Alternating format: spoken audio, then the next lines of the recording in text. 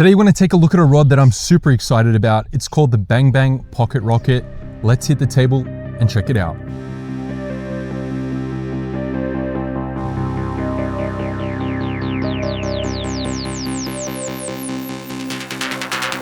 Alright, so the Bang Bang Pocket Rocket comes in this nice neoprene case. It packs down to about 45 centimeters in length. Got this little strap on here.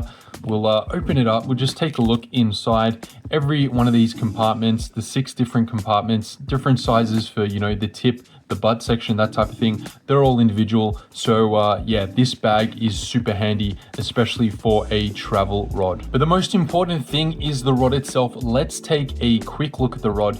We'll start from the bottom here. We got a cool Bang Bang logo on there. Look at that, that is sick. I mean, if I was ever to design a rod, I would probably have something pretty close to this, I would say.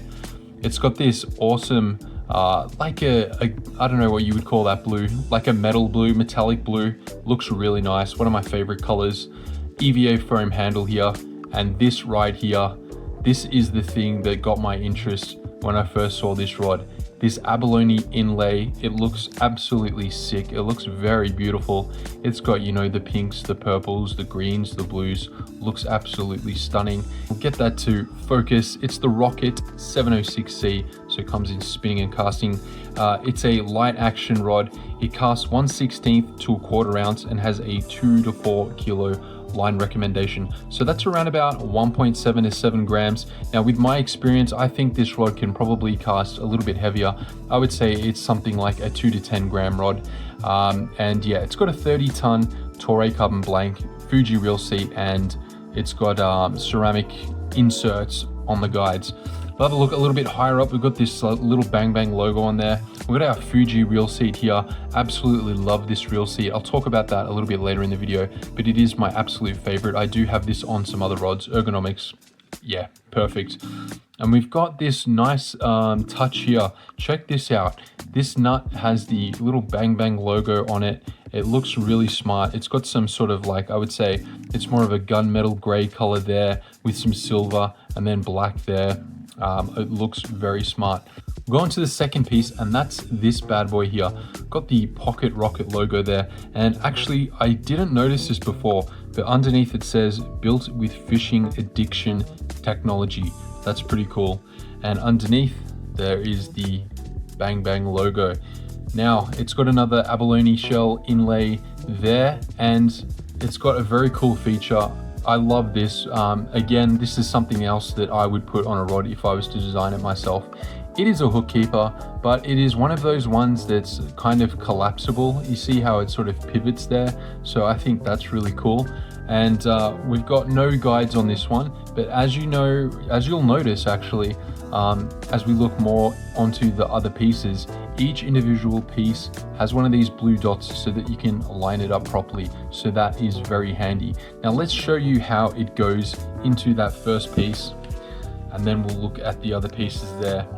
You know, not a lot of people will have rods that, you know, have pieces that go into the butt section, but very simple, feels very sturdy. Definitely didn't have any issues with the pieces twisting or anything like that. It's an absolute non-issue, but yeah, it's a super smart looking rod. Second piece here, again, we've got our blue dot. We've got our first Fuji guide there, and there's the spigot with another blue dot. Next piece, a blue dot, 1, 2 Fuji guides and the spigot. The fifth piece, blue dot, couple of guides there, and then the tip section. Again, blue dots, 1, 2, 3, 4. So this has 9 guides in total, which after using the rod for a while, I think it is perfectly fine. The guide spacing is quite good. I don't have any issues with the line hitting the blank or anything like that. Not an issue at all. All right, so you've seen it up close and personal. Really impressed with this rod. I gotta say, it's an Australian rod, which is absolutely fantastic. And I think it's got to be, you know, how versatile is this rod? You've got spinning, you've got casting, 2 to 4 kilos. It covers a lot of species. You can cast pretty light on it. You can cast heavier on it. It's just super versatile. And the good thing about it, I think the standout thing, apart from the looks, which is obviously phenomenal, arguably the best looking rod that I've personally ever seen or used, and that's the sensitivity. I was really impressed with the sensitivity. Despite it being a 6-piece rod, you know, that might seem kind of off-putting. A lot of people are even into 1-piece rods for that reason, but the sensitivity is quite good. Like, even with the 3-gram jigs, you can really feel it. Yeah, I mean, the quality of the blank is quite good, and I think with all the components on it, it just makes for a really nice rod. So one thing that's kind of really make or break with rods for me is the ergonomics of the handle. If it's a longer rod and it has a split grip handle, you don't want that handle to be too short. You want it to be, you know, a nice distance apart so that you can comfortably do two-handed casting, and it seems to be at the perfect length. You know, it could be slightly longer, but I wouldn't want it any shorter. It's just good enough. I was kind of concerned that it might be a little bit too short, but I do a lot of two-handed casting, especially with 7-foot and over rods. I think the ergonomics is quite good. I'll just do a little cast here and you can see what it's like. All right, I'll do my normal two-handed backhand casting stroke, get some space here, move over to the side, make sure nothing's in the way. So, you know, I'm a righty retrieve. So the way I like to do most of my two-handed casting is with the backhand, just across the body like this and flick it out like that. Boom. So in terms of the type of reels that I would pair for this particular rod, the casting version, I'd say you'd want to go for something that definitely is capable of casting 3 grams and maybe even under 3 grams. Depends whereabouts you are in Australia. If you're up north, you're throwing some bigger stuff and you're going for, you know, more bigger aggressive species like Australian bass or mangrove jack, that type of thing. Probably, you know, go for your typical bait caster reel. But I think if you're doing something a little bit more finessey, you know, you could fish for whiting, for flatties, salmon, that type of thing. I'd try and go for something that can cast 2 grams. This particular reel here is a Pure Lure Silver Feather Exa DC. So it's a DC reel. It's a 50 sized reel. So it's pretty small and it's capable of casting 2 grams pretty well. But yeah, that's what I'd go for. Yeah, the sensitivity on the rod is quite good. You can definitely feel the lure. One thing that I sort of rate the sensitivity on rods for, apart from, you know, if you can feel stuff on the bottom and that, obviously that's important. But when you're walking around and you've just got that lure bouncing on the tip of the rod and you're like, wow, I can really feel that. That's definitely some feeling that I get with this rod. In terms of the rod's action, as you can see here, I'm just twitching this. I got a 1/4 ounce on with a 3-inch plastic, so whatever that weighs. You can just see it's kind of like a, you know, medium fast action, I would say. The recovery is really good. When I've had some lighter stuff on, you know, and jerking it, yeah, the blank recovery is good. Definitely doesn't bobble around or anything like that. Also, the rod is comfortable and light enough that you can do one-handed casting. All right, so we'll do a little one-handed forehand cast here. No problems at all. All right, we'll do a one-handed backhand cast. All good. It's comfortable enough that oh, there we go, there's a bite. Beautiful, well timed, well timed. Got a fish on here. Nothing big, let's guess. It's like a, I don't know, maybe it's a salmon. It's definitely not a flatty. Could be a little cooter. Let's get it up here. Oh, it's a little salmon. I have caught quite a few fish on this rod. I went fishing 2 nights ago for some mackerel. You know, didn't really bother filming because at nighttime it's not the best. But yeah, it was some good fun. Was throwing some sort of 2.5, 3 gram jig heads with some small sort of 2-inch plastics or even smaller than that. And yeah, got some nice mackerel around about that, you know, 28 to 32 centimeter mark. I think we got 5. So that was fun. And there's another bite.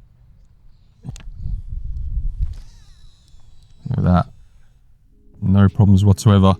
Love this reel. I really recommend this reel, and it looks sick with this rod as well, being black. All right, so if I was to give my final impressions on the rod, after about a week or so of use, I've probably taken it out 4 or 5 times, put about maybe 10, 12 hours into it. I gotta say, I'm definitely happy with it. In terms of the price point for what you're getting, it's definitely competitive with, you know, your Daiwa and Shimano's. That's definitely a non-issue. 6 pieces, so you can take it anywhere with you. In terms of the casting weight, it's super versatile. So no matter if you're in Western Australia, you're down here in Victoria, or in Northern Queensland, you've got versatility in terms of the types of lures that you can cast. It's kind of like, it's not super specialized in any way. It's kind of a jack of all trades rod, which makes it so versatile. In terms of the looks, it's got to be the best looking rod I've ever looked at. I mean, check out these abalone shell inlays there. We've got one there. We've got one here. It just looks so nice. One there as well. Really big fan of this like electric blue color that we've got there. I like the gray personally, something a little bit different. The size and the ergonomics, the size of this is quite good. It's, you know, a nice thickness. It's not too short. And this is actually my favorite, you know, handle, my favorite trigger.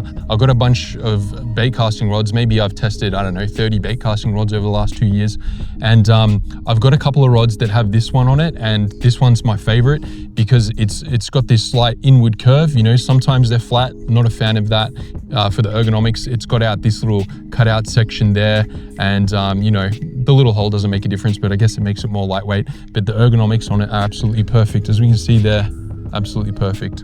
As I mentioned before, the length of the butt is just right. It's good enough for two-handed casting. The fact that it folds down into 6 pieces, the bag that it comes with is good. The neoprene bag, obviously goes super small, can put it in a backpack, can chuck it in your car, can put it in your glove box even in your car, which makes it a super versatile rod. So it's the kind of rod that, you know, if you only had one rod, it's the kind of rod that you would like.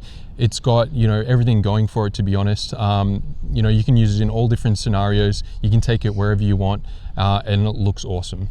Anyway, that's my final thoughts. I'm going to be using this rod a little bit more, hopefully in the future, and I'll catch you in the next video.